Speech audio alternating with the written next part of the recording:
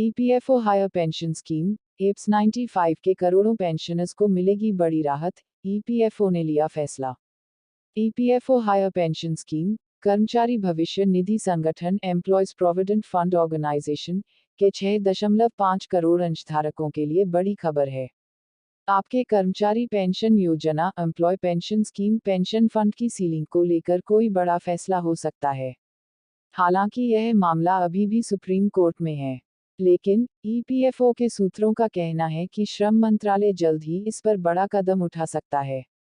कर्मचारी भविष्य निधि संगठन एम्प्लॉयज प्रोविडेंट फंड ऑर्गेनाइजेशन के मौजूदा नियमों के मुताबिक कर्मचारी पेंशन योजना एम्प्लॉय पेंशन स्कीम पेंशन में 15,000 रुपये की सीमा है। ऐसे में पेंशन फंड में हर महीने अधिकतम 1250 रुपये ही जमा होते हैं।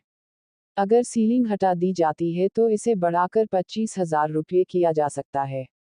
ऐसे में ईपीएफओ पेंशन फंड में जमा राशि में भी इजाफा हो सकता है। एप्स में मूल वेतन की सीमा।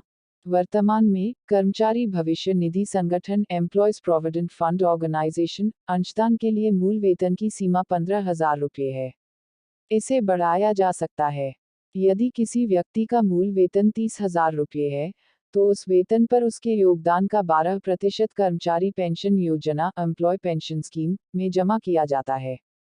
नियोक्ता भी उतना ही हिस्सा जमा करता है, लेकिन नियोक्ता का हिस्सा 2 जगहों पर जमा होता है।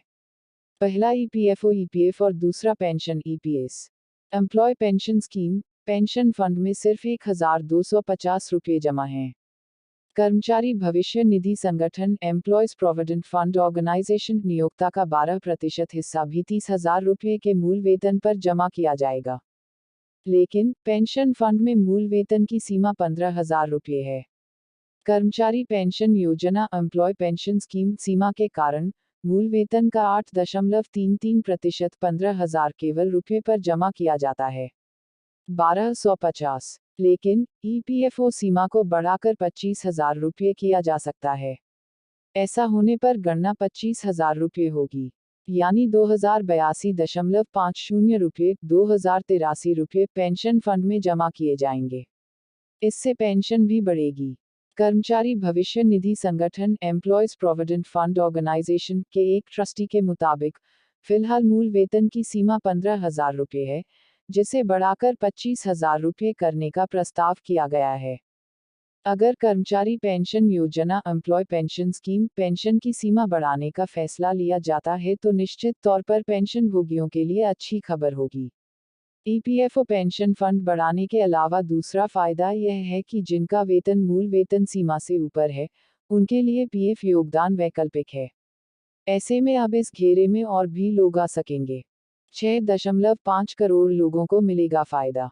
ईपीएफओ के सेवानिवृत्त प्रवर्तन अधिकारी भानु प्रताप शर्मा के अनुसार, यदि यह निर्णय लिया जाता है, तो 6.5 करोड़ कर्मचारी भविष्य निधि संगठन एम्प्लॉयज प्रोविडेंट फंड ऑर्गेनाइजेशन ग्राहकों को लाभ मिलेगा। पहला यह कि ज़्यादा लोग इसके दायरे में आएंगे और दूसरा अगर नियोक्ता का हिस्सा बढ़ता है तो कर्मचारी पेंशन योजना employ pension scheme pension fund भी बढ़ेगा।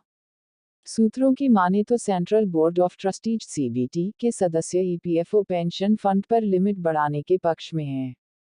इसके पीछे 2 तरह के तर्क हैं। पहला यूनिवर्सल मिनिमम वेज का फॉर्मूला जिसे पूरे देश में लागू किया जाना है, जिसमें सैलरी करीब 18,000 रुपये तय की जा सकती है। कर्मचारी पेंशन योजना एम्प्लॉय पेंशन स्कीम एसीई में मौजूदा वेतन सीमा बढ़ाने की जरूरत है। इससे अधिक लोगों को कर्मचारी भविष्य निधि संगठन एम्प्लॉयज प्रोविडेंट फंड ऑर्गेनाइजेशन में लाने में मदद मिलेगी और सामाजिक सुरक्षा बढ़ेगी। एम्प्लॉय पेंशन स्कीम 95 क्या है? वर्तमान में संगठित क्षेत्र के वे ईपीएफओ कर्मचारी जिनका वेतन मूल वेतन डीए 15,000 रुपये तक है, वे ईपीएस 95 के अंतर्गत आते हैं। वेतन का 8.33% कर्मचारी पेंशन योजना एम्प्लॉय पेंशन स्कीम 95 पेंशन में जाता है, यानी अधिकतम 1,250 रुपये प्रति माह जमा किया जा सकता है। कर्मचारी भविष्य निधि संगठन एम्प्लॉयज प्रोविडेंट फंड ऑर्गेनाइजेशन के मुताबिक ऐसे 68 लाख सदस्य हैं।